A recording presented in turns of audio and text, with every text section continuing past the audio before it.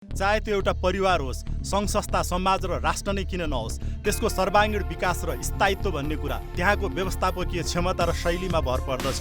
किन कुनै सङ्घ संस्था स्थापनाको छोटो समयमा नै सफलताको चरम बिन्दुमा पुग्दछ, जबकि अर्को सङ्घ संस्था पुग्न सक्दैन?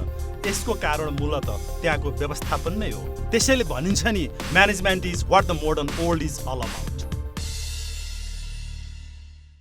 आदरणीय दर्शकवृन्द, नमस्कार। कार्यक्रममा यहाँहरूलाई हार्दिक स्वागत तथा अभिवादन।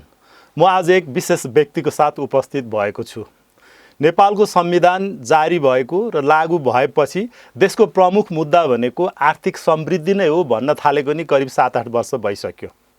लगभग सर्वस्वीकार्य राजनैतिक भाषा, प्रणाली, सङ्घीय शासन सबै कुराहरू हुँदाहुँदै पनि हाम्रो आर्थिक विकास खासै हुन सकेको छैन। हामीले गणतन्त्र, सङ्घीयताका नि कुराहरू गरिसकेका छौँ। यी सबै कुराहरू हुँदाहुँदै पनि यथोचित रूपमा आर्थिक विकास हुन सकेको छैन। र खास गरी कोभिड-19 देखि थला परेको नेपाली अर्थतन्त्र अहिले पनि त्यति सहज हुन सकेको अवस्था छैन।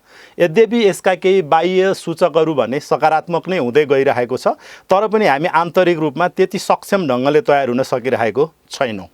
देशको आर्थिक विकास भन्ने बित्तिकै उद्योग, वाणिज्य, व्यापार, व्यवसायहरू सहज रूपमा आइ नै हाल्छन् र उद्योग, व्यापार, वाणिज्य भन्ने बित्तिकै राष्ट्र ब्याङ्क अथवा केन्द्रीय ब्याङ्क यसले खेल्ने भूमिकाहरू, चाहे त्यो बजेटको अर्थबाट होस् अथवा त्यो मौद्रिक नीतिबाट होस् अथवा यसले लिने विभिन्न क्रियाकलाप होस्, त्यसले चाहिँ बृहत रूपमा चाहिँ फरक पार्दछ। नेपालमा ब्याङ्कका सङ्ख्याहरू प्रशस्त रूपमा नभएकोन् भइरहेको हुन्। त्यसैले नेपाल राष्ट्र ब्याङ्कले खास गरी कम्पनी ऐन 2063 को विक्रम सम्वतको 177 धारालाई टेके र यसै गरी यसले मर्जर र एक्विजिसनमा जाने यसले नीति लिएको पनि हामी पाउँछौँ, जसले गर्दा यसको स्रोत र साधनमा अभिवृद्धि भएर यसको कार्यक्षमतामा वृद्धि हुन्छ भन्ने यसले विश्वास पनि लिएको छ। र जे जति ब्याङ्कहरू गाभिने र एक अर्कामा लिने जुन प्रक्रियाहरू भएको छ र त्यसपछिको अहिलेको हाम्रो अवस्थाहरू कस्तो छ, के यसले हामीले चाहे बमोजिमको कार्य सम्पादनहरू हुन सकेको अवस्था छ त, अथवा यसका समस्याहरू के छन् र वर्तमानमा हाम्रो आर्थिक अवस्थाहरू के छ र यसका हाम्रो समस्या र चुनौतीहरू के छन्। र खास गरी बहुदलीय प्रजातन्त्रको स्थापना भइसकेपछि गाउँघरमा पनि जहाँ वित्तीय पहुँच त पुगेको हुँदैन, त्यहाँनिर लघुवित्तको कार्यक्रमबाट चाहिँ नै खास गरी पछाडि परेको जनता र महिलाहरूको आर्थिक उत्थान गर्ने उद्देश्यले लघुवित्त कार्यक्रमहरू पनि प्रशस्त रूपमा सञ्चालन भएको हामी पाउँछौँ। र त्यसको अहिलेको वर्तमानको अवस्थाहरू के छ र के आशातीत रूपमा हामीले यी कार्यक्रमहरू सञ्चालन गर्न सकिरहेको छौँ त? र मूलतः यिनै जिज्ञासा र यिनै मेरा विचारहरू आज एक विशेष व्यक्तिलाई राख्नेछु, जो राष्ट्र ब्याङ्कको कार्यकारी निर्देशक हुनुहुन्छ र उहाँ राष्ट्र ब्याङ्कको प्रवक्ता समेत हुनुहुन्छ। म स्वागत गर्न चाहन्छु आजका मेरा विशेष अतिथि डाक्टर गुणाकर भट्टलाई। नमस्कार डाक्टर, नमस्कार। कस्तो हुनुहुन्छ? ठिक छ, आराम छ नि? हजुर, म पनि ठिकै छु डाक्टर साहब। अब डाक्टर साहब, राष्ट्र ब्याङ्कको कार्यकारी निर्देशक, प्रवक्ता, एउटा अत्यन्तै जिम्मेवार नियामक निकायको व्यक्ति हुनुहुन्छ। अब यहाँको मैले पहिले धेरै अन्तर्वार्ता पनि सुनिरहेको हुँ, लेख रचना पनि सुनिरहेको हुँ, देशको अर्थतन्त्रलाई अत्यन्तै यहाँले नजिकबाट खेलाइ पनि रहेको हुनुहुन्छ। मैले अलिकति मेरो पृष्ठभूमिमा पनि भने र मैले भन्न चाहेँ, र खास गरी अहिलेको हाम्रो अर्थतन्त्र अथवा अर्थव्यवस्था यद्यपि यो केही लयमा आउने प्रयास चाहिँ गरिरहेको छ, तर आउन सकिरहेको छैन। र बाह्य सूचकहरूले हेर्ने भने केही सुधारात्मक रूपमै पनि हामी देख्छौँ। त्यति हुँदाहुँदै पनि हामी आन्तरिक कारणबाट हाम्रो आन्तरिक जुन यो माइक्रो फ्याक्टरमा चाहिँ हामी त्यति अगाडि बढ्न सकिरहेको छैनौँ। समग्रमा अहिलेको वर्तमान अवस्थालाई, नेपालको अर्थतन्त्रलाई डाक्टर साहबले कसरी निहालिरहन्छ? डाक्टर साहब, म यसैबाट सुरु गरौँ न प्लिज। नेपालको अर्थतन्त्रको व्यवस्थापन सामान्यतया भन्ने हो भने सधैँ चुनौतीपूर्ण अवस्थामा रहिरहेको हुन्छ। इभन हामीले सामान्य अवस्था भन्दै पनि हामी चुनौतीको बिच चाहिँ अर्थतन्त्रको व्यवस्थापनमा गुज्रिनुपर्ने हुन्छ। यो विकसित मुलुकहरूमा पनि हुन्छ। स्वाभाविक रूपमा हाम्रो जस्तो सानो अर्थतन्त्र जो दुईटा ठुला छिमेकीको बिचमा रहेको छ, ती छिमेकी मुलुकहरूमा हुने विभिन्न किसिमका नीतिगत विकासक्रम, तिनीहरूको अर्थतन्त्र अहिले त हामी विश्व अर्थतन्त्रसित आबद्ध पनि भइसकेका छौँ, विशेष गरिकन रेमिट्यान्सको माध्यमबाट। त्यसैले अन्तर्राष्ट्रिय अर्थतन्त्र कता गइरहेको छ, यी सबै कुराहरूले हाम्रो अर्थतन्त्रलाई प्रभावित गर्ने हुन्छन्। हामीले पृष्ठभूमिमा हेऱ्यौँ भने कोभिड सङ्क्रमणका कारणले विशेष गरिकन अन्तर्राष्ट्रिय स्तरमै सप्लाई चेन आपूर्ति व्यवस्था अवरुद्ध भयो। आपूर्ति व्यवस्था अवरुद्ध भएका कारणले गर्दाखेरि संसारभरि एक किसिमको मूल्य वृद्धिको दबाब बढ्यो र गत 1-1.5 वर्ष यता चाहिँ नि संसारभरि मूल्य वृद्धि बढिरहेको अवस्था हो र त्यो मूल्य वृद्धिको दबाब चाहिँ विकसित मुलुकहरू पनि भोगिरहेका छन् र संयुक्त राज्य अमेरिकाको केन्द्रीय बैंक फेडरल रिजर्भले त 0.25% को ब्याज दरलाई माथि लग्दै गएर अहिले 5% पुर्याइसकेको छ। त्यसलाई फेडरल फन्ड्स रेट भनेर भनिन्छ। त त्यो 0.25 देखि 0.5% को रेन्जमा भएको त्यहाँको फेडरल फन्ड्स रेट जो विशेष गरिकन अन्तर्बैङ्क ब्याज दरका लागि एउटा सङ्केतको काम गर्छ, सिम्बोलिक हिसाबबाट त्यो ब्याज दरले काम गर्थ्यो भने त्यसलाई उनीहरूले बढाएर 5% किन पुर्याए त भनेर भन्दाखेरि इन्फ्लेसन कसरी कन्ट्रोल गर्ने, अन्तर्राष्ट्रिय स्तरमा इन्फ्लेसन अहिले चुनौतीको विषय रहेको छ। त्यसैले नेपालको अर्थतन्त्रको कुरा गर्दाखेरि पनि हामी सुरुमा कोभिडका कारणले अर्थतन्त्र कसरी रिभाइभ गर्ने, आर्थिक पुनरुत्थानलाई कसरी अगाडि बढाउने भन्ने बाटोमा चाहिँ अगाडि बढ्नुपर्ने अवस्था रह्यो। त्यतिबेला सरकारले केही वित्त नीति मार्फत, नेपाल राष्ट्र बैंकले मौद्रिक नीति मार्फत, केही नियामकीय सहजता मार्फत हामीले चाहिँ बजारलाई चलायमान बनाउने प्रयास गर्यौँ। त्यसपछि चाहिँ नि अर्थतन्त्र के रिभाइभ भइरहेको थियो, आर्थिक गतिविधि विस्तार भइरहेको थियो। कोभिड सङ्क्रमणको कारणले गर्दाखेरि जुन अर्थतन्त्रमा असर परेको थियो त्यसमा रुस र युक्रेनको युद्धका कारणले अर्को ठुलो चाहिँ दबाब राष्ट्रिय अन्तर्राष्ट्रिय परिस्थितिमा देखियो र नेपालमा पनि त्यसको एक्सेप्सनल हामी छैनौँ, स्वाभाविक रूपमा देखा पर्यो। र त्यो रुस र युक्रेन युद्धका कारणले पेट्रोलियम पदार्थको मूल्य वृद्धि हुने जुन उच्च मात्रामा देखियो। हामीले गत वर्ष हेऱ्यौँ भने 130 प्रति ब्यारल अमेरिकी डलरसम्म चाहिने यो 130 अमेरिकी डलर प्रति ब्यारलसम्म जुन तेलको मूल्य आयो त्यसको असर चाहिँ मुद्रास्फीतिदेखि लिएर हाम्रो आयातको बिल, हाम्रो विदेशी विनिमय सञ्चित धेरैतिर पर्यो। किन भन्दा तेल भन्ने बित्तिकै त्यसले ट्रान्सपोर्टेसनसित सम्बन्धित छ। ट्रान्सपोर्टेसनले अर्थतन्त्रका धेरै क्रियाकलापहरू सबै क्षेत्रलाई त्यसले प्रभावित गर्ने हुन्छ। दोस्रो कुरो भनेको प्रत्यक्ष वैदेशिक लगानी प्रभावित भएको अन्तर्राष्ट्रिय कारणले त्यो अवस्था छ। त्यसैले अन्तर्राष्ट्रिय स्तरमा पेट्रोलियम पदार्थको मूल्य वृद्धि हुने र हामीले चाहिँ विदेशी विनिमय सञ्चित व्यवस्थापन गर्न गाह्रो पर्ने अवस्था हुँदाखेरि नेपाल राष्ट्र बैंकले विशेष गरिकन केही यसलाई चाहिँ गम्भीरताका साथ लियो र कतिपय वस्तुहरूको आयातमा एलसी खोल्दाखेरि नगद मार्जिन राख्नुपर्ने व्यवस्था लागू गरियो। नगद मार्जिनका केही नयाँ प्रावधानहरू पनि गत वर्ष आए। त्यसै गरिकन राष्ट्र बैंकले ब्याज दरलाई पुनरावलोकन गर्यो। राष्ट्र बैंकले बैंक वित्तीय संस्थाहरूलाई एक किसिमले नैतिक दबावमा राख्यो कि आयात बढिरहेको छ, विदेशी विनिमय सञ्चित घटिरहेको छ, शोधनान्तर निरन्तर घाटामा गएको अवस्था छ। त यो अवस्थालाई कसरी सम्बोधन गर्ने भन्ने राष्ट्र बैंकको मुख्य चासोको विषय थियो र सरकारले पनि त्यसलाई गम्भीरताका साथ लियो र सरकारले कतिपय वस्तुको आयातलाई चाहिँ नियन्त्रण गरेर राख्यो। त हामी त्यो अवस्थाबाट गुज्र्यौँ र त्यसमा क्रमिक रूपमा हामीले लिएका नीतिगत पहलहरूका कारणले गर्दाखेरि सुधार भएर अहिले हामी चाहिँ बाह्य क्षेत्र व्यवस्थापनमा अथवा विदेशी विनिमय सञ्चित व्यवस्थापनमा सुविधाजनक स्थितिमा आइपुग्यौँ। अहिले हेर्ने हो भने शोधनान्तर बचत रहेको छ 133 अर्ब, जबकि हामी यही बेलामा गत वर्ष 247 अर्ब शोधनान्तर घाटाको अवस्थामा थियौँ। गत आर्थिक वर्षको असार मसान्तमा हेर्ने हो भने 255 अर्बले शोधनान्तर घाटाको अवस्था थियो। त नेपालमा आउने रकमभन्दा नेपालबाट बाहिर जाने रकम बढी भएर शोधनान्तर घाटाको अवस्था रह्यो। त्यो भनेको प्रत्यक्ष रूपमा सामान्य भाषामा भन्दाखेरि के हो त भनेर भन्दा हाम्रो विदेशी विनिमय सञ्चितबाट गत असारमा हेर्दाखेरि जुन अवस्था 255 अर्ब नेपाली रुपैयाँ बराबरले हाम्रो विदेशी विनिमय सञ्चित घटेको अवस्था थियो। त अहिले पछिल्ला समयमा हामी बाह्य क्षेत्र व्यवस्थापनमा सहज भएको अवस्था छ। अहिले 9 महिनाभन्दा बढीको वस्तु तथा सेवा आयात धान्न पुग्ने विदेशी विनिमय सञ्चित हामीसित छ। 10 अर्ब 50 करोड अमेरिकी डलर चाहिँ हामीसित जुन विदेशी विनिमय सञ्चित छ, यो सञ्चितले 9 महिनाभन्दा केही 9 महिनाको हाराहारीमा भनौँ 9.4 महिनाको वस्तु तथा सेवा आयात धान्न पुग्ने अवस्था अहिले रहेको छ। त एउटा पक्ष त्यो छ भने अर्को पक्ष के छ त भनेर भन्दाखेरि अहिले सरकारको बजेट चाहिँ दबावमा छ। फिस्कल ब्यालेन्स चाहिँ मिलाउने काम अहिले गाह्रो भएको छ। सरकारको राजस्व गत वर्षको भन्दा पनि न्यून सङ्कलन भएको छ। राजस्व सङ्कलन चाहिँ ऋणात्मक, राजस्व सङ्कलनको वृद्धि दर चाहिँ ऋणात्मक रहेको अवस्था छ भने गत वर्षको जति हामीले राजस्व सङ्कलन गर्न सकेका छैनौँ। चालु खर्च बढ्दो अवस्थामा छ, पुँजीगत खर्च पनि गर्नै पर्ने अवस्था छ। अनि फिस्कल ब्यालेन्स कसरी गर्ने, बजेटरी ब्यालेन्स कसरी म्यानेज गर्ने भन्ने चाहिँ अहिले एउटा महत्त्वपूर्ण चुनौतीको रूपमा रहेको छ।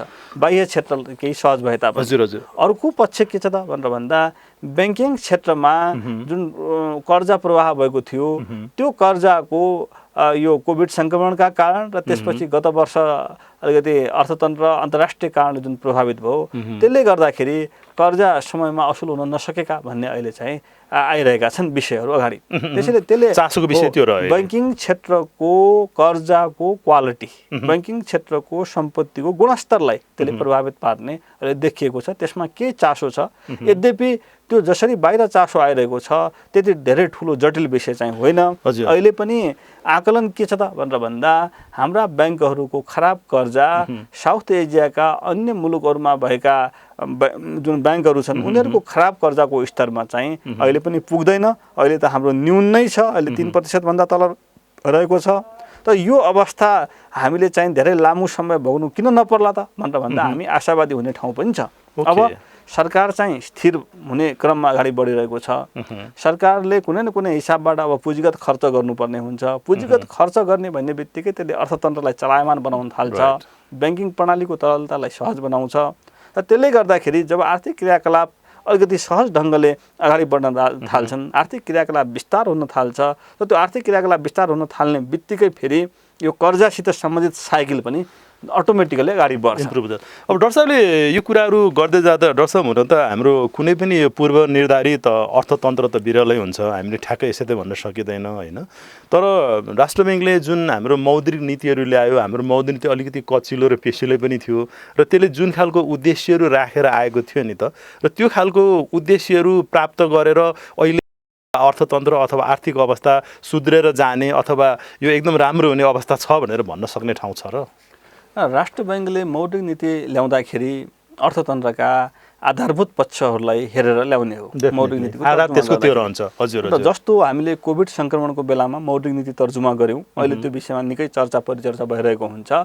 त्यति बेला अर्थतन्त्रलाई कसरी उकास्ने, अर्थतन्त्रमा सबै सरोकारवालाहरूको कन्फिडेन्सलाई कसरी रिभाइभ गर्ने भन्ने मुख्य चासोको विषय, मुख्य चिन्ताको विषय थियो। त अब पछिल्लो समय गत 1 वर्षदेखि लगातार विदेशी विनिमय सञ्चित घट्न थाल्यो, शोधनान्तर घाटामा रह्यो। अब कसरी शोधनान्तर बचतमा जाने, कसरी विदेशी विनिमय सञ्चितलाई जोगाउने, अन्तर्राष्ट्रिय स्तरमा मूल्य वृद्धि भइरहेको छ, यो मूल्य वृद्धिलाई कसरी नियन्त्रणमा राख्ने, हाम्रो जस्तो अर्थतन्त्रमा विश्व स्तरमै एकातिर मूल्य वृद्धि हुने र अर्कोतिर शोधनान्तर घाटाको अवस्थाबाट हामीले गुज्रिनुपर्ने हो भने त्यो चाहिँ अलिक डरलाग्दो अवस्था हुन्थ्यो, त्यो जटिल अवस्था हुन्थ्यो।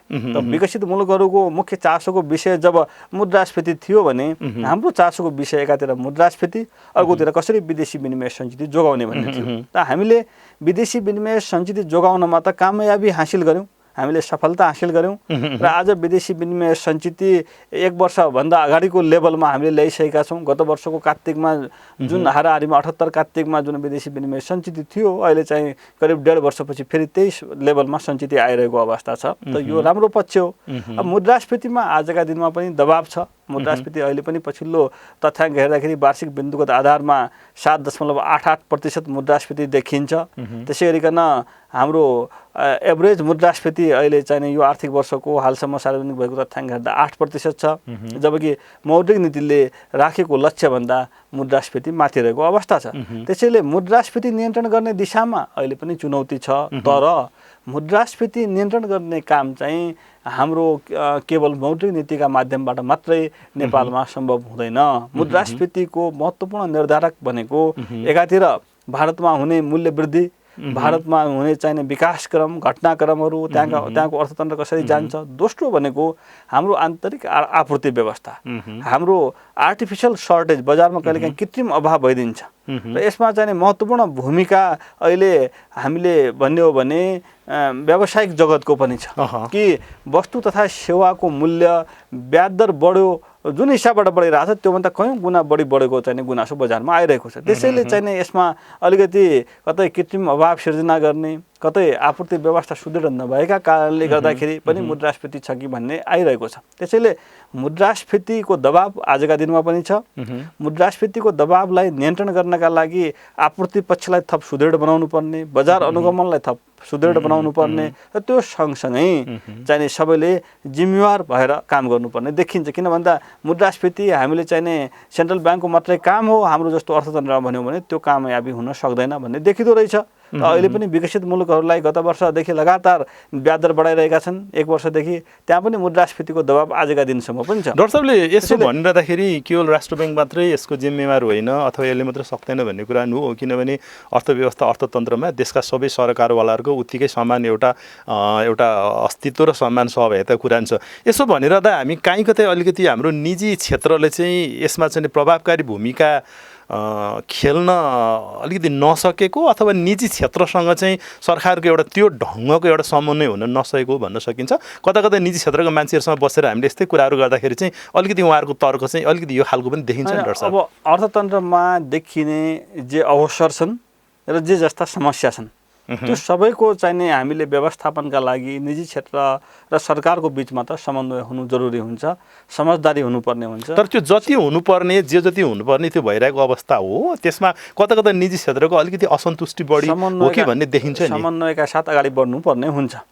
राष्ट्र बैङ्कको तर्फबाट भन्ने हो भने राष्ट्र बैङ्कको पर्सपेक्टिभमा राष्ट्र बैङ्क निरन्तर बजार सँगसँगै हिँडिरहेको छ। यद्यपि बजारमा चाहिने एउटा के विश्लेषण गरेको छ त भनेर भन्दा राष्ट्र बैङ्क आफ्नो ढङ्गले हिँडिरहेको छ भन्ने, तर त्यो होइन। जस्तो हामीले कर्जाको गुणस्तरलाई सुदृढ बनाउनका लागि र कर्जा भोलि चाहिने सही मान्छेले सही ढङ्गले उपयोग गरून् भन्नका लागि चालु पुँजी कर्जा सम्बन्धी मार्गदर्शन जारी गर्यौँ।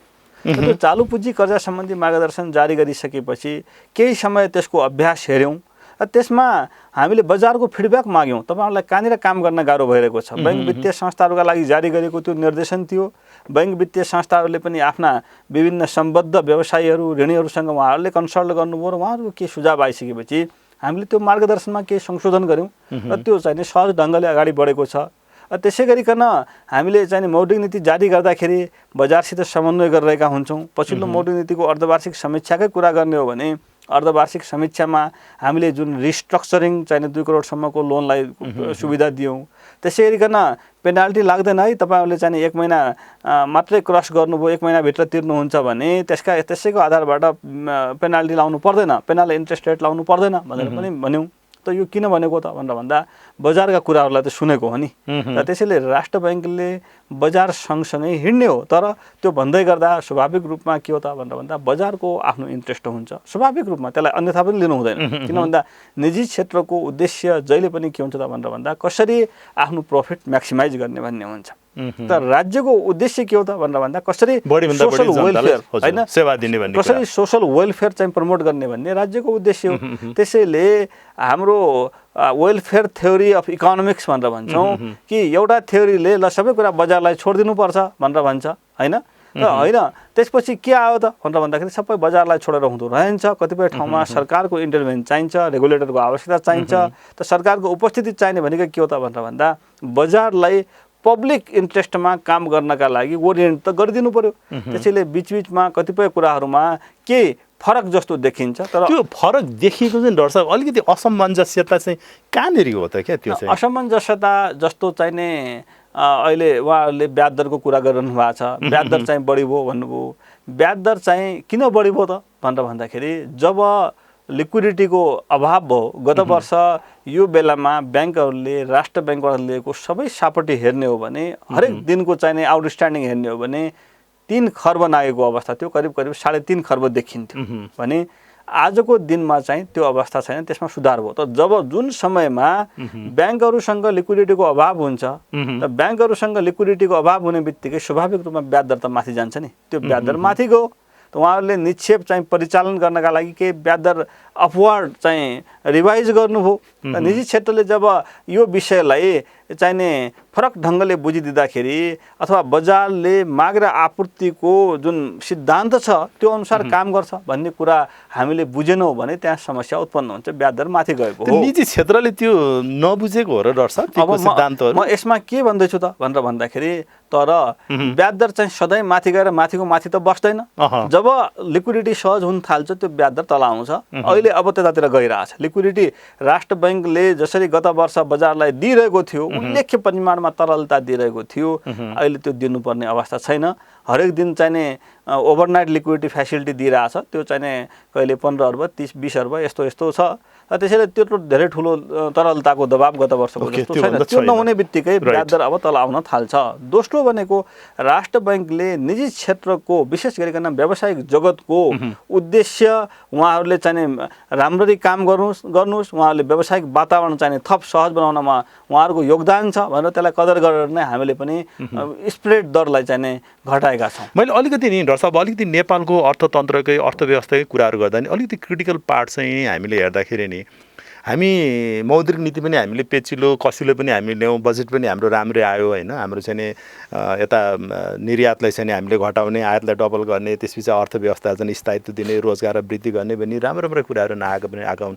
यति हुँदाहुँदै पनि नि हामीले चाहेको ढङ्गले हाम्रो अर्थतन्त्रमा अलिकति अगाडि बढ्न नसक्नु, विकास नहुनु, हाम्रो मुख्य अलिकति यो शब्द मैले प्रयोग गरेको मलाई करेक्सन गर्नु होला डाक्टर। हाम्रो व्यथिति नि हाम्रो अप्ठ्यारो चाहिँ कहाँनिर हो डाक्टर साहब? हाम्रो अलिकति यो संरचनागत समस्या चाहिँ हाम्रो कहाँनिर हो? मैले चाहिँ यो खोजेको हामीले अर्थतन्त्रको आजको दिनको जटिलता बुझ्नका लागि के आधारभूत पक्षहरूलाई बुझ्नुपर्ने हुन्छ। एउटा के हो त भनेर भन्दा सरकारले चालु खर्चको दायित्व बढ्दै गएको महसुस गरिरहेको छ, त्यो देखिएको पनि छ। जस्तो हामीले सामाजिक सुरक्षा खर्च भन्यौँ, त्यसमा उल्लेख्य रकम हरेक वर्ष चाहिँ नै बढिरहेको छ, ठुलो रकम बढिरहेको छ। र त्यो रकम जसरी बढिरहेको छ त्यसले सरकारलाई भोलि दीर्घकालीन हिसाबबाट कसरी त्यो दायित्व बेहोर्ने भन्ने एउटा चुनौतीको रूपमा अगाडि बढेको देखिन्छ। दोस्रो भनेको हामी सरकारको फिस्कल स्ट्रेन्थ नहेरिकन, रेभेन्यूका स्रोतहरू नहेरिकन भोलि ती रेभेन्यूका स्रोतहरू दीर्घकालीन हुन् कि होइनन्, आन्तरिक उत्पादन वृद्धिसित सम्बन्धित छन् कि छैनन्। जबकि सरकारको राजस्व लार्जली चाहिँ कस्टम्समा आधारित छ, भन्सारमा आधारित छ, आयातमा आधारित छ भने त्यो अवस्थामा हामीले सब्सिडी चाहिँ हरेक तहले सब्सिडी दिने, केन्द्र सरकारले सब्सिडी दिने, सङ्घीय सरकारले, प्रदेश सरकारले, स्थानीय तहले सब्सिडी दिने हो भने त्यो सब्सिडी पनि भोलि ठेक्न नसक्ने अवस्था आउन सक्छ। त्यसै गरिकन चालु खर्च किन बढिरहेछ त भनेर भन्दा कर्मचारीको सङ्ख्या सङ्घीय संरचनामा बढिरहेको छ। त्यसका लागि विभिन्न संरचनागत व्यवस्थाहरू जुन थपिए त्यसले पनि स्वाभाविक रूपमा चालु खर्च बढाउँछ। यद्यपि सेवा प्रवाहको दृष्टिकोणले घर दैलोमा सिंहदरबार पुग्ने भनेर हामीले भन्यौँ, प्रशासनिक सेवा सुविधा पुग्ने दृष्टिकोणले त्यो ठिक छ, तर त्यसलाई हामीले कसरी इफिसियन्ट बनाउने भन्ने ठुलो चुनौती छ।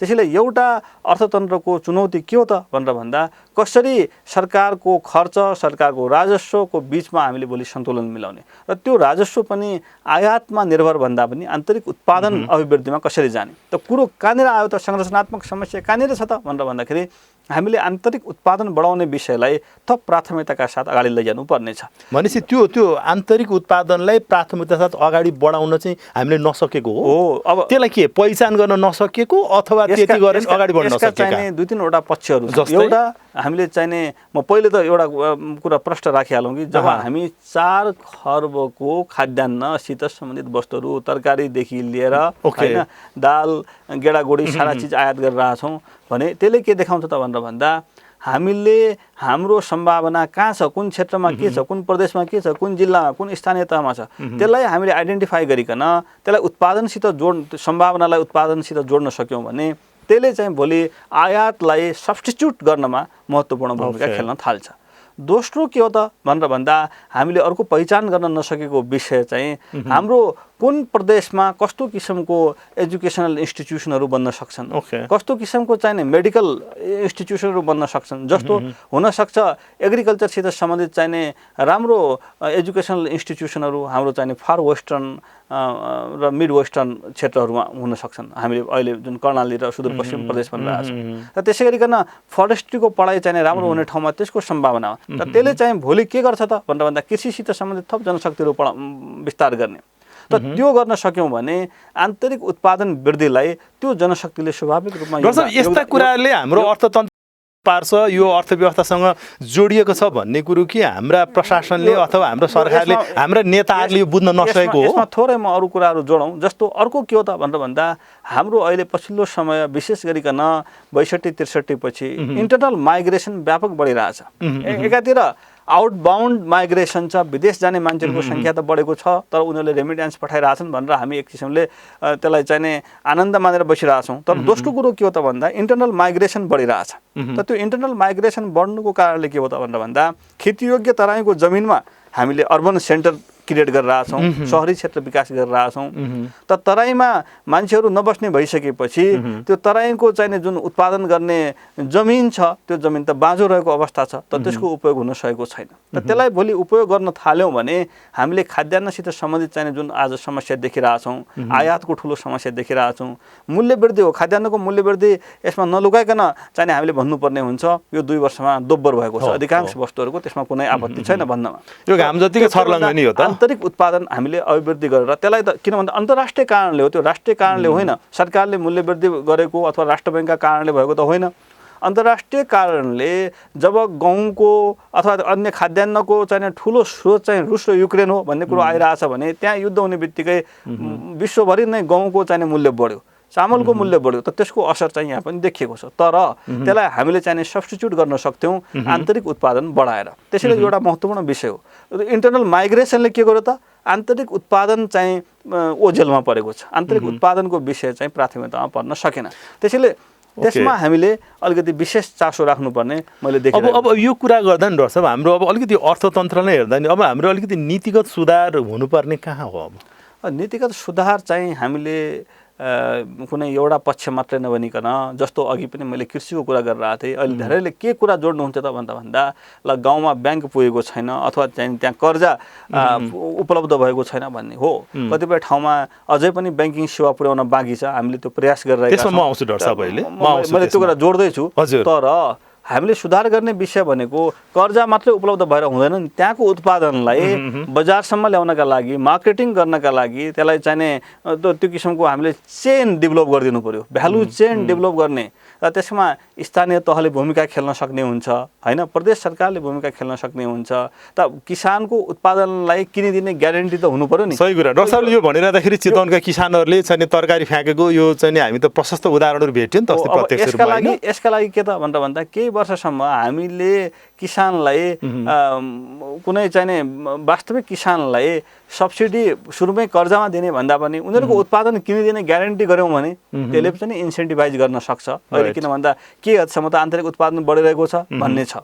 दोस्रो कुरो के छ त भन्दा हामीले बाहिरबाट जुन हिसाबबाट तरकारी फलफुल निर्बाध आयात गरिरहेछौँ त्यसको क्वालिटी, त्यसमा भएको चाहिने पेस्टिसाइडको प्रयोग, यी कुराहरू कन्ट्रोल हामीले थप हेरिकन आन्तरिक उत्पादनलाई बढाउने ठाउँ त्यहाँ पनि गर्न सक्छौँ। अनि अर्को भनेको हामीले के हो त भन्दा प्राविधिक दक्ष जनशक्ति उत्पादन गरेर त्यो जनशक्तिलाई हामीले इम्प्लोइड पनि बनाउनु पर्ने हुन्छ, त्यसका लागि काम दिनुपर्ने हुन्छ। अर्को कुरो के हो त भन्दा अहिले चाहिने जुन ठुलो संरचना हाम्रो प्रशासनिक संरचना बनेको छ, यो संरचनालाई हामीले इफिसियन्ट बनाउनु पर्ने, यसको प्रशासनिक खर्च चाहिँ घटाउनु पर्ने छ। र यो खर्च घटाएनौँ भने के चाहे त्यो सामाजिक सुरक्षाको कुरो हो, चाहे त्यो सब्सिडीको कुरा हो, चाहे त्यो चाहिने ठुलो सङ्ख्यामा कर्मचारीको हरेक वर्ष भर्ना हुँदाखेरि चाहिँ त्यसले खर्च हुन्छ, सरकारको लागत बढ्ने हुन्छ। र त्यसलाई पनि हामीले हेर्नुपर्ने हुन्छ। यो सबै कुराहरूलाई हामीले एउटा समानुपातिक र ब्यालेन्समा लान सकेको खण्ड मात्रै हुन सक्ने भनेर अर्को कुरो चाहिँ हामीले ठाउँ ठाउँमा रिसर्च एन्ड डेभलपमेन्ट सेन्टर्स हामीले बनाउनु पर्यो नीतिगत रूपमा। र त्यो सेन्टर्स चाहिँ खालि सेन्टर खोलेर मात्रै भएन, त्यहाँ चाहिँ सही मान्छेलाई त्यो काम गर्न सक्ने, त्यो किसिमको क्षमता भएका योग्यता भएका मान्छेहरूलाई पहिचान गरिकन हामीले त्यहाँ काम दिनुपर्ने हुन्छ। र त्यो गर्न सक्यौँ भने कतिपय कुराहरू हामीले आन्तरिक रूपमै इनोभेसन गर्न सक्छौँ होइन। र त्यसैले हामीले इनोभेसन भनेको हामीले अर्थशास्त्रमा के पढ्छौँ त भन्दा उत्पादन कसरी बढाउने भन्दा पुँजीको आवश्यकता छ, श्रमको आवश्यकता छ। त अर्को के हो त भन्दा उत्पादकत्व बढाउने एउटा माध्यम चाहिन्छ, त्यसलाई हामीले टोटल फ्याक्टर प्रोडक्टिभिटी भनेर भन्छौँ। त्यो किसिमको इन्स्टिट्युसन हामीले बनाउनु पर्यो। त त्यो कहाँबाट आउँछ त भन्दा निरन्तर हामीले त्यसमा रिसर्च गर्ने, त्यसका लागि लगानी गर्ने, त्यो किसिमको चाहिने म्यान पावरलाई त्यहाँ इङ्गेज गर्ने, त्यसलाई इन्सेन्टिभाइज गर्ने, मोटिभेट गर्ने, त त्यो वातावरण हामीले बनाउनु पर्ने हो। यो खालको हाम्रो प्रयास र यो खालको हाम्रो यो प्रायोरिटी चाहिँ सरकारको नपरेको स्वाभाविक रूपमा अब बजेटमा हामीले यसलाई विषयलाई प्राथमिकताका साथ राखिरहेका हुन्छौँ, तर त्यसको कार्यान्वयन गर्ने पक्ष अत्यन्त महत्त्वपूर्ण छ। त्यसलाई कार्यान्वयन गर्दा पनि हामीले योग्य जनशक्तिलाई हामीले त्यो जिम्मेवारी दिन सक्यौँ, सही मान्छेलाई त्यो जिम्मेवारी दिन सक्यौँ भने उहाँहरूले त्यसमा चाहिँ थप काम गर्नुहुन्छ। यो दर्शकले यसो भनिरहँदा नि यो नेपाल हामी धेरै के सुनिँदो रहेछौँ भने नि, चाहे त्यो हामी कहिलेकाहीँ मन्त्रालयको नि कुरा गरौँ, चाहे त्यो सार्वजनिक संस्थानका नि कुरा गरौँ, डाक्टर साहब एउटा एकदम देशको यत्रो एउटा जिम्मेवार संस्थाको एउटा व्यक्ति हुनुहुन्छ। मलाई एउटा के लाग्छ भने हामीले नीति चाहिँ राम्रै बनाएको थियौँ, पोलिसी चाहिँ हाम्रो राम्रै भएको थियो, हामीले कार्यान्वयन गर्न सकेनौँ, हाम्रो कार्यान्वयन पक्ष फितल रह्यो भन्छ कि डाक्टर साहब। म चाहिँ एउटा व्यवस्थापनको विद्यार्थीको नाताले नि म यो कुरासँग चाहिँ म त्यति सहमत अलिकति गर्न मलाई अलिकति असहज छ कि, किनभने त्यो कार्यान्वयनै हुन नसक्ने खालको कार्ययोजना, कार्यान्वयन गर्न सकेको नीति त्यो के को आधारमा बनाइयो भन्ने चाहिँ मेरो जिज्ञासा छ क्या डाक्टर साहब। अब यो डाक्टर साहबले यो कुराहरू भनेर त नि काहीँको त हामी एउटा inform based decision, fact based decision अथवा त्यो प्लानिङ चाहिँ हामी गर्न नसकेको हो डाक्टर साहब। यसो भने चाहिँ नीति हाम्रो असाध्यै राम्रो थियो, कार्यान्वयनमा फेलुयर। त कार्यान्वयनमा फेलुयर हुने खालको नीति किन बनाउने? जुन गर्न सकिन्छ त्यो मात्र किन नबनाउने हामी? हामीले इन्फर्मेसन ग्यादर गर्ने हो नीति निर्माण गर्दाखेरि। हजुर साहब, हजुर। र बेस्ट अभाइलेबल इन्फर्मेसनको आधारबाट नीति तर्जुमा गर्ने हो। मलाई लाग्छ हामी सबै चाहिने त्यत्तिकै हावामा नीति त बनाउँदैनौँ, केही इन्फर्मेसन लिएर नीति बनिरहेका हुन्छन्, योजना बनेका छन्, बजेट बनेका छन्, हाम्रा मौलिक नीति बनेका छन्। विशेष गरिकन मौलिक नीतिको कुरा गर्नुहुन्छ भने जहाँसम्म हामीले बेस्ट अभाइलेबल इन्फर्मेसन लिएर विगतको अनुभवबाट, विगतको डेटाहरूबाट के कारणले चाहिँ पहिले हाम्रो कार्यान्वयन हुन सकेन, त्यसका अप्ठ्यारा चुनौतीहरू के थियो भन्ने कुराहरूलाई त राम्रो विश्लेषण गरेर अब बन्ने नीतिहरूमा, अब बन्ने कार्यक्रममा त त्यसलाई त हामीले त्यसरी चाहिँ सुधार गर्दै जानुपर्ने हो नि त। यो पार्टमा हामी ल्याएको भयो भने डाक्टर साहब एउटा पक्ष के हो त भनेर भन्दा योजना बजेट भनेका केही चाहिँ आकाङ्क्षा बोकेका पनि हुनुपर्छ, केही महत्त्वाकाङ्क्षा चाहिँ हुन्छन्। ती महत्त्वाकाङ्क्षा भएनन् भने चाहिने भोलि समाजलाई, देशलाई ड्राइभ गर्न सकिँदैन, केही त हुन्छ। तर त्यसका लागि त्यो किसिमको हाम्रो संस्थागत संरचना बनाउनु पर्ने हुन्छ, संस्थाको क्षमता अभिवृद्धि गरेर जानु पर्यो नि डाक्टर साहब। स्थायित्व चाहिने हुन्छ। त्यसका लागि हामीले जिम्मेवार मान्छेहरूलाई चाहिने सही समयमा छनौट गऱ्यौँ कि गरेनौँ, उहाँहरूलाई त्यो जिम्मेवारी निर्वाह गरौँ जेलसम्म त्यहाँ राख्यौँ कि राखेनौँ। कतिपय ठाउँहरूमा फ्रिक्वेन्ट चाहिँ चेन्ज हुन्छ लिडरसिपको, मन्त्रालयमा सचिवहरूको फास्ट चेन्ज भइरहेको हुन्छ। त यसले गर्दाखेरि त जिम्मेवारी र त्यो कामप्रतिको अपनत्व चाहिने त हामीले विकास गर्न हामीले अझै मेहनत गर्नुपर्ने छ भन्ने देखिरहेछ। त्यसैले यी कुराहरूमा हामीले चाहिने थप ध्यान दिनुपर्ने हुन्छ। तुलनात्मक रूपमा हामीले मौलिक नीति तर्जुमा गर्दा, वित्तीय नीति तर्जुमा गर्दा, रेगुलेसनसित सम्बन्धित काम गर्दा राष्ट्र बैङ्कले एउटा के फोर्सी गरेर हुन्छ त भन्दाखेरि कम्तीमा 5 वर्षसम्म राष्ट्र बैङ्कको नेतृत्व स्थिर छ र त्यो स्थिर नेतृत्वले यसरी अगाडि बढाउँछ भन्ने छ त्यहाँ। त्यसैले वित्तीय क्षेत्र हामी कहाँ हेर्ने हो भने सबैभन्दा बढी सबल छ, अहिले पनि रेगुलेटेड छ, वेल रेगुलेटेड छ। साउथ एसियामा हाम्रो वित्तीय क्षेत्रलाई वेल रेगुलेटेड भनिन्छ। मैले प्रसङ्गवश एउटा कुरा भनिहालौँ कि अमेरिकामा सिलिकन भ्याली ब्याङ्क किन फेल भयो त भनेर भन्दाखेरि सामान्य उदाहरण दिने हो भने त्यो ब्याङ्कको 170 अर्ब डिपोजिट मध्ये 4 अर्ब मात्र रिटेल डिपोजिट थियो, बाँकी सबै इन्स्टिट्युसनल डिपोजिट थियो। जबकि हामीले इन्स्टिट्युसनल डिपोजिटमा 50% को सीमा लगाइदिएका छौँ। इन्स्टिट्युसनल डिपोजिट चाहिँ योभन्दा बढी हुनु हुँदैन भनेर तोकिदिएका छौँ। हामीले स्प्रेडको व्यवस्था गरेका छौँ, क्यापिटल एडुकेसीसित सम्बन्धित व्यवस्थाहरू गरेका छौँ। त यी तमाम व्यवस्थाहरू हामीले किन गरिरहेछौँ त भनेर भन्दाखेरि हाम्रो सिस्टमलाई बलियो बनाउनका लागि। त्यसैले कुरो मैले कहाँ जोडिरहेको छु त भनेर भन्दा जब नेतृत्वलाई एउटा जिम्मेवारी दिइन्छ, तपाईँ 5 वर्षको लागि यो काम गर्नुहोस् भनेर दिइसकेपछि त्यो नेतृत्वले जिम्मेवारीपूर्वक चाहिँ आफ्नो समयमा अकाउन्टेबल भएर त्यो काम गर्ने प्रयास गर्छ।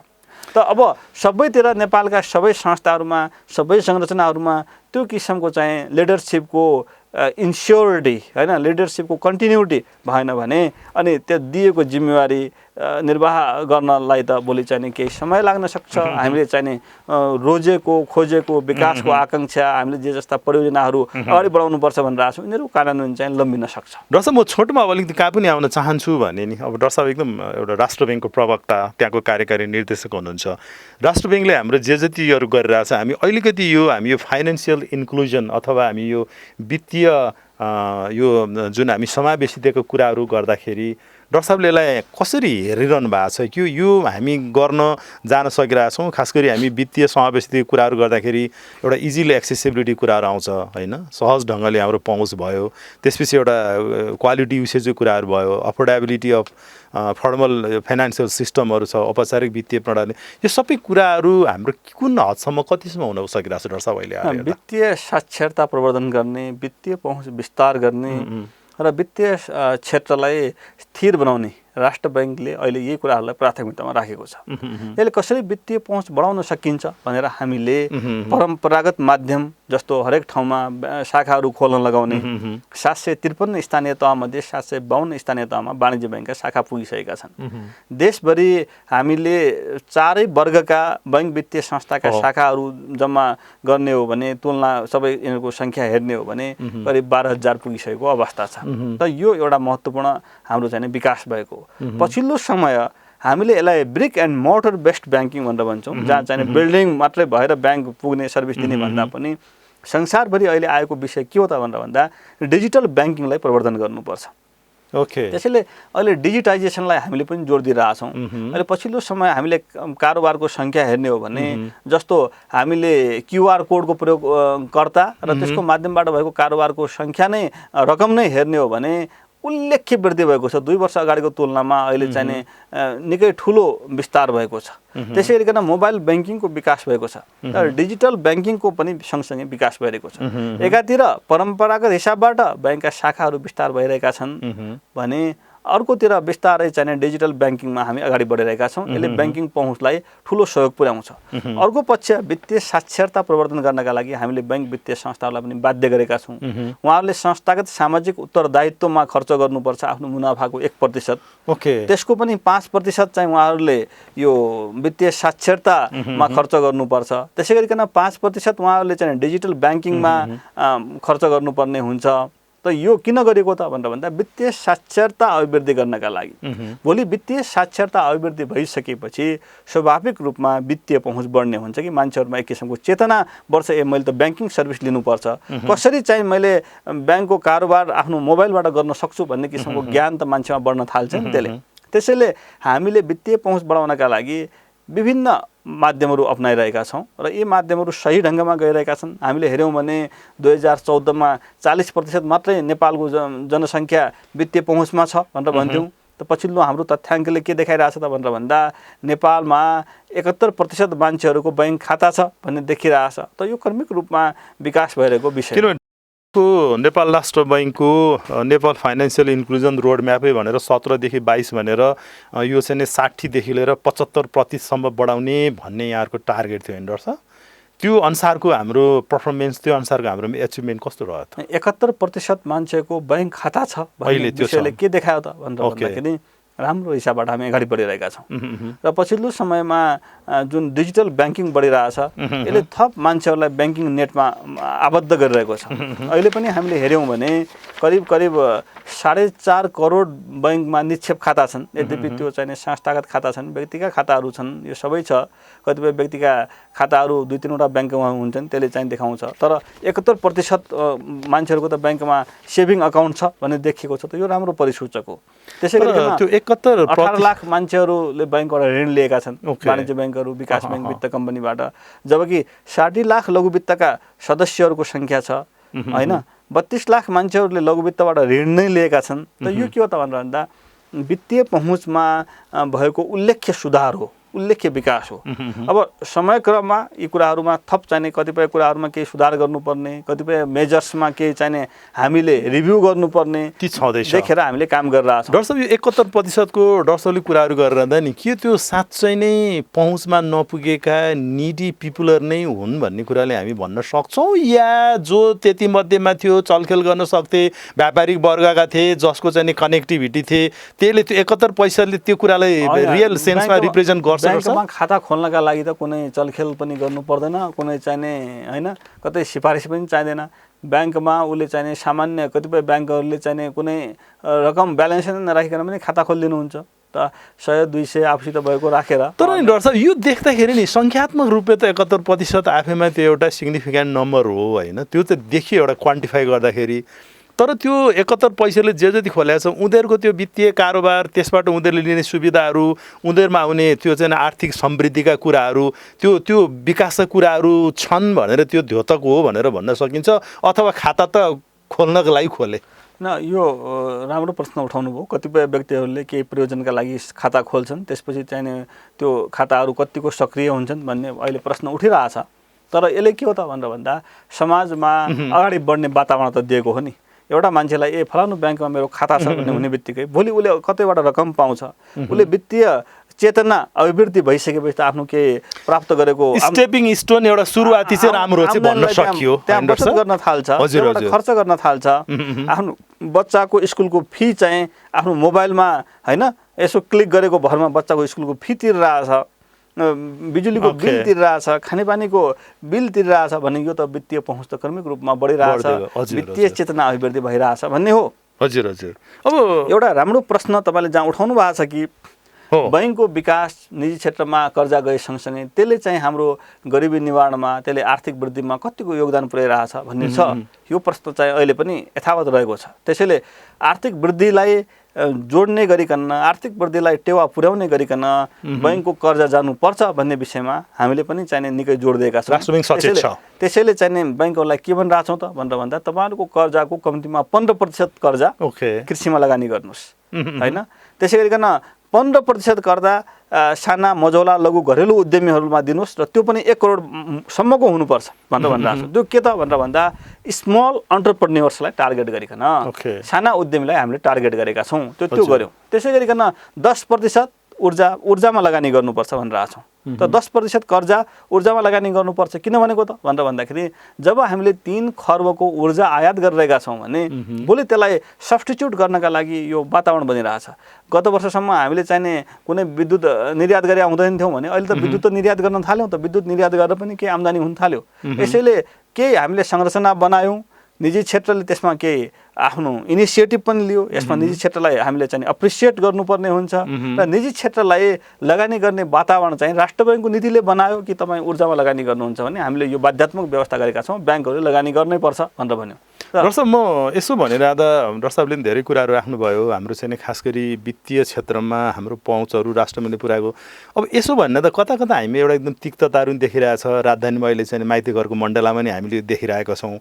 यद्यपि एउटा विशेष केसको रूपमा पनि हामीले लिन सकेला होइन। वित्तीय साक्षरता, वित्तीय पहुँचको कुराहरू गर्दाखेरि जुन अहिलेको हाम्रो सिचुएसन देखिन्छ, यो महोत्तरी र बर्दिवासबाट चाहिँ 11 दिनसम्म यहाँनिर हिँडेर आएका मिटर ब्याजीहरूले चाहिँ नि उनीहरूको चाहिँ घरखेत चाहिँ जग्गा जमिन चाहिँ उडाइदिइरहेको अवस्था।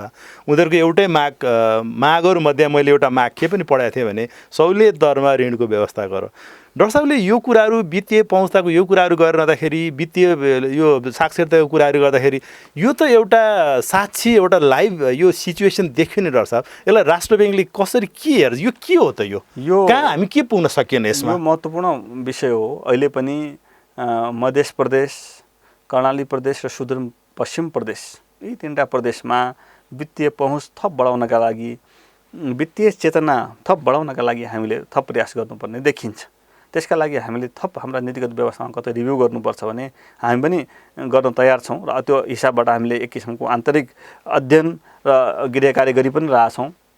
विगतमा पनि यसरी पछाडि परेका क्षेत्रहरूमा, पछाडि परेका प्रदेशहरूमा के कसरी वित्तीय पहुँच बढाउन सकिन्छ, के कसरी वित्तीय स्रोत साधन त्यतातिर प्रवाह गर्न सकिन्छ भन्ने विषयमा हामीले प्रयास गरेकै हो। त्यसैले अहिले ब्याङ्कहरूले संस्थागत सामाजिक उत्तरदायित्वको कम्तीमा पनि 10% हरेक प्रदेशमा खर्च गर्नुपर्छ भन्ने व्यवस्था गऱ्यौँ। जुन व्यवस्था धेरै पहिले थिएन सुरुमा आउँदाखेरि, पछि यसमा चाहिँ सुधार गऱ्यौँ। त यो क्रमिक रूपमा यसमा केही सुधार गर्नुपर्ने छ। जहाँसम्म अहिले यो चाहिने वित्तीय पहुँच नपुगेका कारणले गर्दाखेरि अहिले बजारमा अथवा चाहिने अहिले एउटा किसिमको चाहिने जुन अप्ठ्यारो अवस्था यो मिटर ब्याजीको पीडाबाट भन्ने छ, यसलाई चाहिँ हामीले 2-3वटा दृष्टिकोणबाट हेर्नुपर्छ। एउटा चाहिँ हामीले त्यहाँ वित्तीय चेतना अभिवृद्धि गर्न सकेनौँ।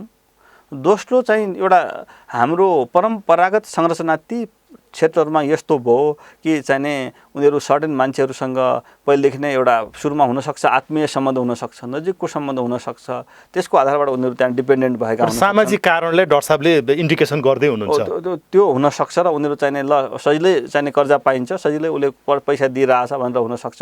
कतिपय त्यस्तो अवस्थामा सही जेन्युन प्रयोजनका लागि पनि उनीहरूले कर्जा लिएका हुन सक्छन्। कतिपय चाहिँ त्यो कर्जा लिएर आफ्नो चाहिने अन्य कुनै उपभोगमा पनि गरेका हुन सक्छन्। त त्यो जुन प्रश्न उठिरहेछ त्यसमा चाहिने एउटा वित्तीय चेतना अभिवृद्धि गर्नुपर्ने महत्त्वपूर्ण कुरा छ, वित्तीय साक्षरता अभिवृद्धि गर्नुपर्ने।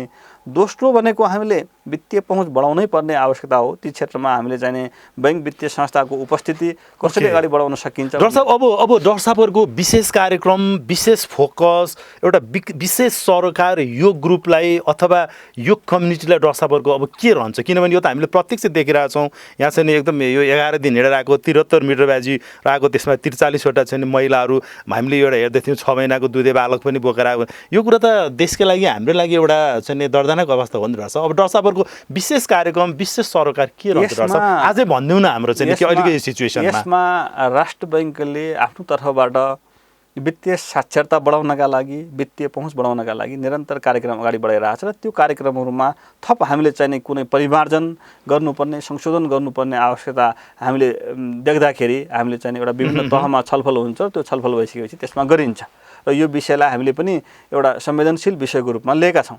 तर सँगसँगै हामीले के बुझिदिनुपर्छ त भनेर भन्दा स्थानीय तहको भूमिका त्यहाँ हुनुपर्ने हुन्छ। सम्बन्धित नागरिकको आफ्नो वित्तीय चेतना कुनै न कुनै हिसाबबाट मैले 60% ब्याजमा अथवा 100% ब्याजमा अथवा चाहिने आज 20 लाख कर्जा लिएर चाहिने 40 लाखको तमसुक गरिरहेको छु भन्ने विषयमा यो त खालि राष्ट्र बैंकको मात्रै कमजोरी अथवा कुनै ब्याङ्कको मात्रै कमजोरी होइन नि। यो त चाहिने के हो त भनेर भन्दा सामान्य साक्षरताको पनि अभाव भएको अवस्था हो।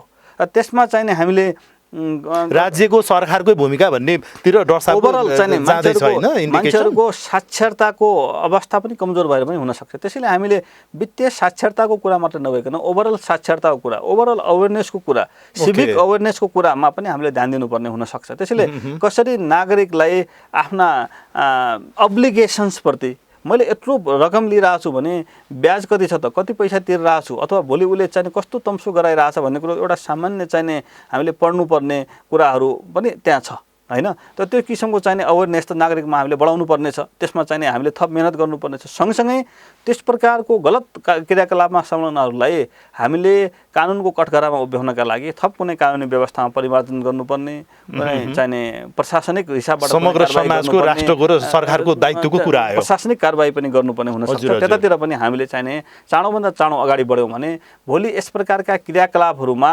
संलग्न हुनेहरूलाई निरुत्साहित गर्ने वातावरण बन्छ। डाक्टर साहब, यो एउटा म एकदमै एउटा सामान्य प्रश्न के राख्छु भन्ने, मैले यसलाई अत्यन्तै सामान्य भन्ने गरेको छु, तर यसले अलिकति अर्थ बोक्छ भन्ने मलाई लाग्छ। जसरी हामी कहाँ पानी सकियो, पानी आएन भने हामी खानेपानी संस्थानलाई सम्झन्छौँ। यद्यपि यसले के कति सप्लाई कसरी गरिरहेछ त्यो विश्लेषणको अर्को पाटो छ। हामी कहाँ बत्ती आएन भने हामी विद्युत प्राधिकरणलाई सम्झिन्छौँ। अब त्यसको नि सेवा सुविधा के छ त्यो विश्लेषणको छुट्टै पाटो छ, संस्थागत नाताले हामीले सम्झेको। अब एउटा सामान्य नागरिकले, एउटा लेम्यानले नि डाक्टर साहब, हाम्रो देशमा त ब्याङ्कहरू पनि छन्, आर्थिक संस्थाहरू पनि छन् भनेर झसङ्ग भएर सम्झिने आधार, सम्झिने विश्वास केही छ डाक्टर साहब? मैले किन सम्झौँ? यहाँ त ब्याङ्क पनि छ नि त भनेर म एउटा ढुक्क भएर सम्झिने, म एउटा कन्भिन्स हुने, मलाई सहज हुने वातावरण छ। एकदमै चाहिने ब्याङ्कहरू भनेका राज्यको विकासका लागि, मुलुकको विकासका लागि महत्त्वपूर्ण अङ्ग हुन्। ब्याङ्कलाई चाहिने हामीले नजरअन्दाज गरेर, ब्याङ्कको विषयमा अनर्गल प्रचार गरेर कसैलाई पनि फाइदा हुँदैन, जुन पछिल्लो समय के भइरहेको छ। त्यसैले आम नागरिकमा पनि ब्याङ्कप्रति अपनत्व जगाउनु पर्ने। ब्याङ्क त हाम्रो नजिकको चाहिने गाउँमा ब्याङ्क छ, ल हुनसक्छ केही किलोमिटर पर ब्याङ्क होला अथवा चाहिने केही घन्टा लाग्ला त्यहाँ बसमा चढेर अथवा हिँडेर जानका लागि, तर त्यो ब्याङ्क छ, ब्याङ्कले हामीलाई सेवा दिन्छ भन्ने हिसाबबाट नागरिकले पनि सोच्ने वातावरण हामीले बनाउनु पर्छ। र ब्याङ्कहरूलाई पनि थप हामीले जिम्मेवार बनाउँदै गइरहेका छौँ। र ब्याङ्कहरूले त्यो हामीले सम्झिँदा हुन्छ होइन डाक्टर साहब? ब्याङ्कहरूले यो महसुस गरिरहनु भएको छ, थप हामीले चाहिने नागरिकप्रति जिम्मेवार भएर काम गर्नुपर्छ भनेर ब्याङ्कहरूले पनि एक किसिमको महसुस गरिरहनु भएको छ। निरन्तर राष्ट्र ब्याङ्कले मोरल सुएसन गरिरहेको अवस्था छ।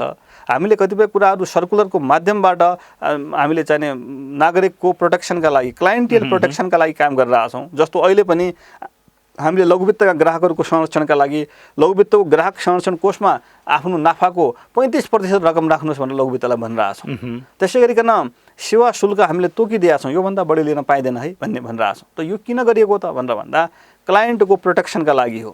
ब्याज दर चाहिँ धेरै नहोस्, कर्जाको ब्याज दर धेरै नहोस् र निक्षेपको ब्याज दर धेरै तल नहोस्, निक्षेप र कर्जाको ब्याज दरको बिचमा धेरै डिफ्रेन्स नहोस् भनेर हामीले स्प्रेडको व्यवस्था गरेका छौँ। त यसरी किन हामीले निक्षेपको ब्याज दर धेरै तल जान दिएका छैनौँ भनेर भन्दा त्यो क्लाइन्टको प्रोटेक्सनका लागि हो, आम मान्छेको प्रोटेक्सनका लागि हो। डिपोजिटरहरू असङ्गठित हुन्छन् त्यस्ता असङ्गठित निक्षेपकर्ताको प्रोटेक्सन गर्ने दायित्व राज्यको भनेर हामीले स्प्रेडको व्यवस्था गरेका छौँ। हामीले किन सेवा शुल्कमा सीमा लगाइदियौँ? वाणिज्य बैङ्कले कर्जा दिँदाखेरि लिने सेवा शुल्क जुन हुन्छ त्यो 0.7 भन्दा बढी हुन पाउँदैन है। किन भन्यौँ त भनेर भन्दाखेरि त्यो नागरिकको प्रोटेक्सनका लागि हो, त्यो ग्राहकको संरक्षणका लागि हो। त यसरी हामीले गुनासो सुनवाईको व्यवस्था गरेका छौँ। राष्ट्र बैङ्कमा हरेक दिन जस्तो गुनासो आइरहेका हुन्छन्। हामीले सम्बन्धित बैङ्क वित्तीय संस्थाहरूलाई चाहिने कतिपय अवस्थामा फोनबाट भन्छौँ, कतिपय अवस्थामा लिखितबाट भन्छौँ र त्यसरी चाहिने उहाँहरूका गुनासोलाई सम्बोधन गरिरहेका छौँ। र सम्बन्धित बैङ्क वित्तीय संस्थामा एउटा गुनासो सुन्ने अधिकारी नियुक्त गर्नुहोस् भनेर भनिरहेका छौँ। त त्यो किन भनेर भन्दा क्लाइन्टको प्रोटेक्सनका लागि हो। कतिपय यस्ता केसहरू हुन्छन् जसलाई हामीले चाहिने हाम्रो उच्च स्तरीय समितिमा ल्याएर छलफल गरेर पनि गुनासो सम्बोधन गरिरहेका हुन्छौँ। त समस्या ग्राहकको संरक्षणका लागि पनि राष्ट्र ब्याङ्कले त्यत्तिकै काम गरिरहेको छ। ग्राहकहरूमा अवेरनेस जगाउनका लागि हामीले चाहिने हाम्रा वेबसाइटमा विभिन्न सामग्रीहरू राखिरहेका छौँ। यद्यपि त्यो त आम नागरिकमा दूरदराजमा नपुग्ला नि त। अब आम मान्छेसम्म वित्तीय चेतना अभिवृद्धि गर्नका लागि स्थानीय विद्यालयले केही मेहनत गर्नु पर्यो, स्थानीय तहले केही मेहनत गरिदिनु पर्यो। हामी त सङ्घीय संरचनामा छौँ, हरेक वडामा अहिले सरकार छ। र त्यो सरकारले पनि वित्तीय चेतना, वित्तीय साक्षरता अभिवृद्धि गर्ने अथवा चाहिँ वित्तीय क्षेत्रमा देखिएका कतै समस्या छन् भने तिनीहरूलाई कसरी सम्बोधन गर्ने, त्यो हिसाबबाट बुझ्ने जनशक्ति हामीले त्यहाँ चाहिने त्यो किसिमको जनप्रतिनिधि पनि हामीले भोलि तयार गर्नुपर्छ। त्यो त डाक्टर साहब, किनभने हरेक कुराहरूको एउटा क्रस कटिङ इस्यु हुन्छ, एउटै मात्रैबाट हामी निहाल्न त सकिँदैन। हजुर, ब्रोडर पर्सपेक्टिभबाट समाधान गर्ने दिशामा अगाडि जानुपर्छ। आज जे जस्ता समस्या आइरहेछन्, विशेष गरिकन मिटर ब्याजीको र उनीहरूबाट पीडित भएका मान्छेहरूले चाहिने जुन आफ्ना वेदनाहरू सार्वजनिक गरिरहेका छन्, त त्यसलाई सम्बोधन गर्ने दिशामा हामी सबै सरोकारवाला निकायहरू इन्क्लुडिङ स्थानीय तह, इन्क्लुडिङ स्थानीय सरकारले भोलि अगाडि बढ्नुपर्ने मैले देखिरहेको छु। कलेक्टिभ इफोर्ट्सको कुरा आयो नि हजुर। खास गरी नेपालमा ब्याङ्किङ तथा वित्तीय संस्थाहरूको सङ्ख्या चाहिँ संख्यात्मक रूपमा धेरै नै भएको पनि हो। त्यही भएर चाहिँ नि अब यो कम्पनी ऐन 2063 को दफा 177, त्यसपछि यता आएर कम्पनी ऐनकै लिएर चाहिँ दफा 68 र 69 लिएर 2068 को एउटा विनियम बनाएर चाहिँ नि हामी यो मर्जर एक्विजिसन अथवा प्राप्ति अथवा गाभ्नेतिर चाहिँ हामी गयो सङ्ख्यात्मक रूपमा बढी भएर। अब यो भइसकेपछिको अवस्थालाई डाक्टर साहबले कसरी हेर्दै हुनुहुन्छ? के जुन उद्देश्यले हामीले गाभ्ने अथवा प्राप्ति गर्ने एकअर्काले लिने गर्यो नि त्यो अनुसारको हाम्रो ब्याङ्क तथा वित्तीय संस्थाहरूको कार्य सम्पादन उनीहरूको जुन हुनुपर्ने हो त्यो ढङ्गले भएको छ? त्यो भइसकेपछि आम नागरिकले के महसुस गर्ने ठाउँ छ? यो भइसकेपछि मैले यो बढी सुविधाहरू पाएँ भन्ने कुराहरू, यद्यपि यसको विश्लेषणको पाटो धेरै होला, म तर छोटोमा यो कुराहरू मात्रै राख्न चाहन्छु। मर्जर एक्विजिसन हामीले किन प्राथमिकताका साथ राख्यौँ भने भोलि हाम्रा ब्याङ्कहरू सबल बनुन्। बलिया ब्याङ्क बनिसकेपछि उनीहरूले बढी कर्जा दिन सक्छन्, ठुलो परियोजनामा लगानी गर्न सक्छन्, उनीहरूको पुँजीगत आधार सुदृढ हुन सक्छ र उनीहरूले अनावश्यक खर्चहरू कटौती हुन्छ। त्यसलाई हामीले इकोनोमिज अफ स्केल जुन भनेर भन्छौँ, अनावश्यक खर्चहरू कटौती हुन्छ। 4वटा ब्याङ्कहरू हुँदाखेरि 4वटा बोर्ड आवश्यक हुन्थ्यो भने अब त त्यो 4वटा सिइओ हुन्थ्यो भने एउटा सिइओले हुने भयो, एउटा मात्रै बोर्ड भए पुग्यो, एउटा मात्रै सिइओ भए पुग्यो। त यसले प्रशासनिक खर्च पनि घटाउँछ र कतिपय कामहरूमा उनीहरू चाहिँ अझ बढी कन्सन्ट्रेटेड भएर लाग्न सक्छन्। अन्तर्राष्ट्रिय स्तरमा पनि भोलि उनीहरू आफ्ना शाखा सञ्जाल विस्तार गर्न सक्छन्। त यो प्रकारको चाहिँ हाम्रो ब्याङ्किङ सिस्टम चाहिँ बन्नुपर्छ। त्यो सबल ब्याङ्किङ सिस्टम, सानातिना कुनै धक्का हुने बित्तिकै त्यसलाई अप्ठ्यारो नपर्ने किसिमको ब्याङ्किङ सिस्टम बन्नुपर्छ भनेर हामीले मर्जरलाई अगाडि बढाएका हौँ र यो दिशामा अगाडि बढिरहेको छ। यद्यपि मर्जर गर्दाखेरि केही समस्या आउँछन्, कतिपय अवस्थामा केही सञ्चालकहरूको बिचमा, संस्थापकहरूको बिचमा, कर्मचारीहरूको बिचमा र कतिपय ठाउँमा केही शाखाहरू केही समयका लागि बन्द गर्नुपर्ने, डुप्लिकेसन भएका यी कुराहरू आउँछन्। तर यी स्वाभाविक रूपमा उदार अर्थतन्त्रको खुला बजारको नियम अन्तर्गत नै ब्याङ्कहरू आउने, मर्ज हुने, फेरि नयाँ एन्ट्री हुने यो स्वाभाविक रूपमा हो। अब यो प्रक्रिया अगाडि बढिरहन्छ छ नि डाक्टर साहब। यो अब सङ्ख्यात्मक रूपमा बढी भयो, सङ्ख्यात्मक रूपमा बढी हुनुमा त अब कुनै न कुनै राष्ट्र ब्याङ्कले हेर्ने होला होइन। सङ्ख्यात्मक रूपमा बढी भयो भनेर पछि चाहिँ हाम्रो महसुस भयो, तर पहिले सङ्ख्या किन बढी भयो भन्नेतिर चाहिँ हामीले त्यो ढङ्गको अलिकति विश्लेषण पनि भएको हो या होइन। अब नि डाक्टर साहब एउटा कुरो नि, मर्जर भएर आइसकेपछि त्यो सबै कस्ट घट्छ। डाक्टर साहबले भन्नुभयो त्यो एडमिनिस्ट्रेटिभ कस्टहरू, त्यो एकाउन्टिङ टर्मिजहरू चाहिँ आफ्नो ठाउँमा छ। आम नागरिकले त्यो भइसकेपछि पाउने फाइदा पाउन सक्यो त? ब्याङ्कहरू चाहिँ नि बिगर चाहिँ भए, बेटर हुन सक्यो डाक्टर साहब? यो के छ त? यो 2+2 चाहिँ नि हामीले त 5 पार्न खोजेको, 4 त जेनरली पहिलेदेखि नै भइरहेको, काहीँको त 3.5 भएको त होइन? यसलाई दुई तिनवटा कुरा म यहाँ राख्छु। एउटा कुरा के हो त भनेर भन्दा कुनै समयमा ब्याङ्किङ क्षेत्रमा प्रतिस्पर्धालाई प्रमोट गर्नुपर्ने थियो, ब्याङ्किङ पहुँच विस्तारमा ब्याङ्कहरूलाई चाहिँ थप सक्रिय बनाउनु पर्ने थियो, ब्याङ्कहरूको लाइसेन्स दियो, वित्तीय संस्थाहरू खुले र यो अर्थतन्त्रमा हुने यही हो। जब हामीले चाहिने त्यति बेला लाइसेन्स नदिएको भए आज मर्जर भन्ने पाठ कसरी सिक्थ्यौँ, मर्जरको अभ्यास अर्थतन्त्रमा कसरी हुन्थ्यो, यो त अगाडि अमेरिकामा चाहिने होइन at the wave of merger भनेर आइरहेको थियो भने अब अहिले कुन वेबमा आइरहेको छ मैले केही वर्ष अगाडिको हेरेर राख्दाखेरि। त्यसैले यो हुन्छ, बजारमा संस्थाहरू आउँछन्, इनोभेसन हुन्छ, त्यसले केही प्रविधि ल्याएर आउँछ, केहीले सिप ल्याएर आउँछ, केही मान्छेहरूलाई चाहिँ त्यहाँ इङ्गेज गराउँछ, फेरि बजारले महसुस गर्छ, आवश्यकता महसुस गर्छ, ती मर्ज हुन्छन्। जहाँसम्म आम नागरिकले पाउने सुविधा मेरो कन्सर्न त्यहाँ भन्दाखेरि के ब्याज दर बढी पायो, घटी ब्याजमा ऋण पायो, नागरिकले पाउने सुविधामा कमी हुँदैन, त्यो बढिँदै हुन्छ। किन भनेर भन्दा बलियो ब्याङ्कले राम्रो प्रविधि ल्याउन सक्छ। अनि त्यो अहिले हामीले सर्वसाधारणले हामीले महसुस गरेको छौँ र डाक्टर साहब होइन। आज चाहिने के बेला भएको छैन इम्प्याक्ट इभ्यालुएसन गर्ने, मान्छे घरमै बसेर हातमै बसेर होइन बाटोमा हिँड्दा हिँड्दै चाहिने भुक्तानी गरेर आएको छ, कतै आफ्नो होइन आफ्नो दायित्वको भुक्तानी गरिरहेको छ, त त्यो त प्रविधिले ल्याएको हो नि। त्यो प्रविधि ल्याउनका लागि त ब्याङ्कको लगानी भएको छ नि। साना साना संस्थाहरू हुने हो भने, थुप्रो संस्थाहरू हुने हो भने त त्यो प्रविधिमा लगानी गर्नका लागि त उनीहरूले चाहिने थप इफोर्ट लगाउनुपर्छ, अनावश्यक खर्च हुन्छ। त्यसले त राज्यकै दोहोरो तेह्रो खर्च हुन्छ नि, सिस्टमको दोहोरो तेह्रो खर्च हुन्छ। त्यसैले एउटा त प्रविधिलाई चाहिने उनीहरूले सहज बनाउँछन्, प्राविधिक खर्च पनि घटाउन मद्दत गर्छ। दोस्रो प्रशासनिक खर्च घटाउँछ। त्यो भनेको के हो त अल्टिमेटली भनेर भन्दा निक्षेपकर्तालाई पर्ने बर्डन, ऋणीलाई पर्ने बर्डन त्यसले घटाउने हुन्छ। तर हामी एउटा विषयमा चाहिने हामी पनि सचेत सजग के छौँ त भनेर भन्दा ब्याङ्कहरू मर्जर हुँदै गर्दाखेरि प्रतिस्पर्धा नघटोस्। बजारको ब्युटी भनेको प्रतिस्पर्धा हो, कम्पिटिसन हो। त्यसैले त्यो कम्पिटिसन किल नहोस् भन्ने विषयमा राष्ट्र ब्याङ्क पनि सजग छ। कुन पोइन्टमा गएर हामीले कसरी यसमा चाहिने थप केही नीतिगत व्यवस्था गर्नुपर्छ भन्ने विषयमा हामीले त्यसलाई हेरिरहेका छौँ। र अर्को कुरो डाक्टर साहबले पनि अघि अलिकति प्रसङ्ग चाहिँ निकाल्नुभयो। हामीले कता कता यो अब यो अनौपचारिक भनौँ औपचारिक भनौँ विभिन्न छलफलहरूमा डिस्कसनहरू हामीले पाइरहेछौँ। खास गरी मर्जर पछि चाहिँ एक खालको त स्ट्रक्चरिङमा प्रब्लम, खास गरी कर्मचारीहरूको बिचमा पनि एक खालको समस्याहरू, अ टाइप अफ स्ट्राटिफिकेसन, एक खालको डिस्क्रिमिनेसन भन्नेहरू पनि प्रशस्त आइरहेको छ डाक्टर साहब। अब केही त पत्रिकामा जस्तै छताछुल्ला नामै पनि आइरहेको थियो। हामी अब तुरुन्तै राष्ट्र ब्याङ्क जाँदैछौँ भनेर पनि पत्रिकाहरूमा आइरहेको थियो। यो के डाक्टर साहबले यसलाई कसरी हेर्दै हुनुहुन्छ? यो कहीँ कतै हामी चाहिँ के यो ठुलो पृष्ठभूमिबाट आएका ब्याङ्कहरूमा काम गरेका कर्मचारीहरूमा केही किसिमको असन्तुष्टि भइ नै हाल्छ। त्यसलाई चाहिने पनि सम्बोधन गर्नुपर्छ। हामीले ब्याङ्कहरूलाई भनिरहेका छौँ, हामीले उहाँहरूलाई मर्जरको शर्तमै दिएका हुन्छौँ, कुनै पनि कर्मचारीको सेवा सुविधा र पहिले जागिर खाताको शर्त चाहिँ घट्नुहुन्न, त्यसमा चाहिने कुनै समस्या आउनु हुँदैन भनेर भनेका छौँ। त्यसैले कर्मचारीलाई आएका समस्याहरूलाई सम्बोधन गर्नका लागि हामीले ब्याङ्कहरूलाई भनिसकेका छौँ।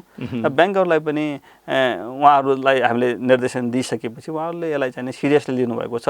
केही समय समस्या आउँछ, तर हामीले चाहिँ त हाम्रो मर्जरको इतिहास त अब 12 वर्षको हुन थालिसकेको छ। त्यसैले ब्याङ्कहरू मर्ज हुन्छन्, मर्ज भइसकेपछि केही समय 2-4 महिना 1 वर्ष जति उहाँहरूको बिचमा चाहिँ न्यू एडजस्टमेन्टमा अप्ठ्यारो हुँदछ, कल्चरल एसिमुलेसन हुनका लागि समय लाग्छ र त्यो पछि गएर चाहिँ संस्था अगाडि बढ्छ। हाम्रो विश्वास के हो त भनेर भन्दाखेरि बलिया सुदृढ संस्थाहरू, राम्रो पुँजीगत आधार भएका संस्थाहरूले ठुलो परियोजना पनि लगानी गर्न सक्छन्, वास्तविक अर्थतन्त्रमा योगदान गर्न सक्छन् र अर्थतन्त्रमा उत्पन्न हुने जुन सकहरू छन् त्यस्ता सकहरूलाई उनीहरूले सजिलै चाहिने एब्जर्ब गर्न सक्छन् भन्ने हाम्रो विश्वास हो। किनभने यहाँनिर कस्तो आयो भने अप्ठ्यारो चाहिँ उनीहरूको जुन यो प्री मर्जर अर्गनाइजेसनल आइडेन्टिफिकेसन थियो त्यो चाहिँ अलिकति आएको भन्ने कुरा चाहिँ हामीसँग धेरै मान्छेहरूसँग हामीले प्रत्यक्ष परोक्ष औपचारिक अनौपचारिक छलफल पनि त्यो भेटेको भएर डाक्टर साहबले मैले त्यो जिज्ञासा राख्न खोजेको। यो त लामो प्रोसेस हो। उहाँहरूले चाहिने पहिले आफ्नो आन्तरिक छलफल गर्नुहुन्छ, त्यसपछि राष्ट्र ब्याङ्कबाट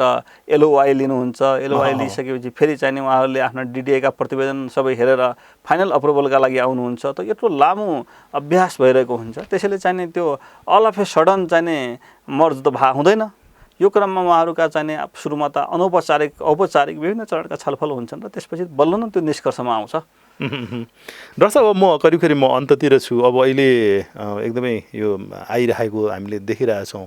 मैले अघि अलिकति पृष्ठभूमिमा पनि भने, खास गरी 1991 को हाम्रो बहुदलीय प्रजातन्त्रको पुनर्स्थापनापछि चाहिँ ग्रामीण क्षेत्रमा र खास गरी महिलाहरूमा चाहिँ यो आर्थिक वित्तीय पहुँच पुर्याउनको लागि चाहिँ वित्तीय लघु संस्थाको धेरै चाहिँ आइरहेको छ। त्यो चाहिँ अहिले एकदमै एउटा क्रिटिकल प्रब्लमको रूपमा पनि आइरहेको छ। डाक्टर साहबले यसलाई अलिकति कसरी हेरिरहनु भएको छ? काहीँ हाम्रो यो वर्किङ मोडेलमा अलिकति हाम्रो काहीँ प्रब्लम हो डाक्टर साहब? सबैको असाध्यै महत्त्वपूर्ण पर्टिनेन्ट क्वेसन हो कि लघुवित्त वित्तीय संस्थाहरूको व्यवस्थापनमा अथवा यिनीहरूकोसित सम्बन्धित नीतिगत व्यवस्थाहरूमा हामीले कतै पुनरावलोकन गर्नुपर्छ कि भनेर हामीले पनि सोचिरहेका छौँ। नेपालमा जुन सोचका साथ ग्रामीण विकास बैङ्कहरूको स्थापना गरेको थियो, उनीहरूले चाहिँ सामाजिक बैङ्किङको अवधारणालाई अगाडि बढाउनुपर्छ भन्ने त्यति बेलाको उद्देश्य थियो। त्यसैले चाहिँ गाउँ गाउँमा जहाँ जहाँ ग्रामीण बैङ्कहरूका शाखा खुले त्यहाँ क्रेडिट प्लस अप्रोच भन्ने कुरा आएको हो।